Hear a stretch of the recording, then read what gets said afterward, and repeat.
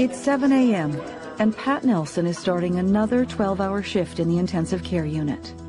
She knows this routine well. She's done this job for 36 years. When did she go to bed? She went to bed about 21:45. Okay. And she's a total monkey. I know. She was on 30 until about 10 minutes ago, and then we went down to 20. Amanda Bush is also starting her shift. Today, she's looking after a baby named Healy, who's just had heart surgery. Amanda has been an ICU nurse for 2 years. Your attention's focused on one family and one child for the most part. So you're able to kind of give, complete care to one child and one family, which is really nice and something I quite enjoy. So baby had a really good night, slept really well. We had her on the morphine overnight, so she was really comfortable, didn't have any pain. There she is. Look at her. Hello, baby girl. The best part of my job are the kids. The kids are amazing. They don't have time to be sick. Kids just want to get better and go home. Do you have good sleep? Hey? Should we do your temperature, see how you're cooking? Yes. For the past couple of months, Pat has been primary nurse to 2-year-old Arena. Arena has spent most of her life in the intensive care unit, far from her hometown of Penticton. I love Arena. Yes, this lightens my day every time I come in. Oh, she's outgoing and she's happy and she's interactive and she loves to learn and she loves to move. She rarely sits still. What did it do?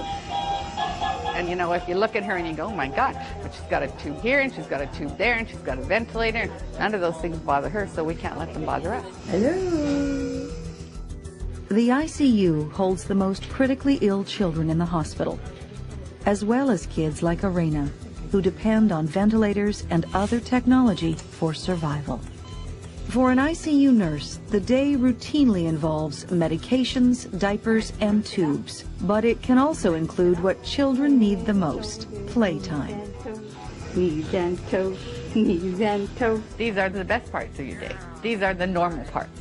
This is what little kids are supposed to do. And if we can spend time doing that, then the parts which are, quote, abnormal aren't as important to them. On the other side of the ICU, Amanda is working with other caregivers to get Healy off her ventilator and breathing on her own.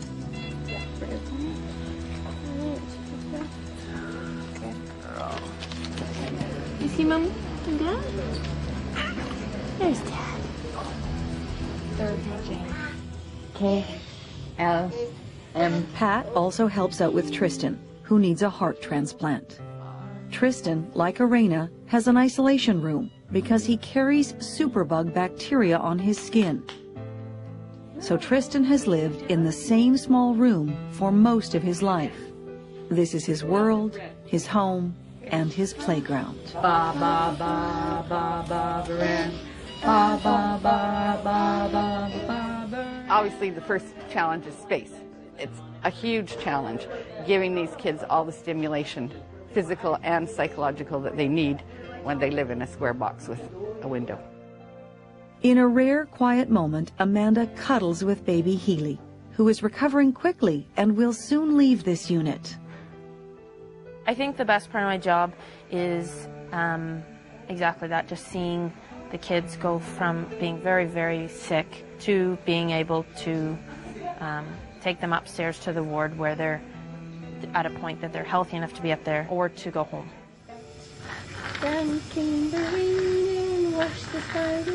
Of course, ICU isn't all cuddling and playing. Today, Pat must give Arena her vaccinations. Good girl. It's okay, Arena. It's okay. But because Arena cannot make sounds, her cries are silent. I'm done. Oh, baby, I'm so sorry. I know, I'm so sorry. ICU nurses spend a lot of time comforting their patients.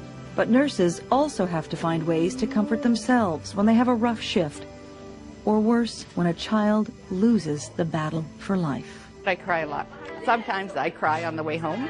I go home when my kids were teenagers. I would go home and look sad, and they'd go, "Oh, Mom needs a hug," and I'd walk in the door, and they'd both give me a hug. That helped.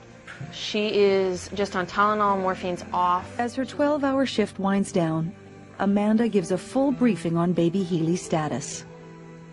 and Pat does the same for Arena. Excellent. Thanks, Pat. Okay. See you tomorrow. I definitely picked the right career for me. I can see myself nursing for the rest of my career. I did pick the right career, and there aren't very many people who can say after 36 years like that they still love coming to work every day. And I consider myself so lucky to be able to keep doing that.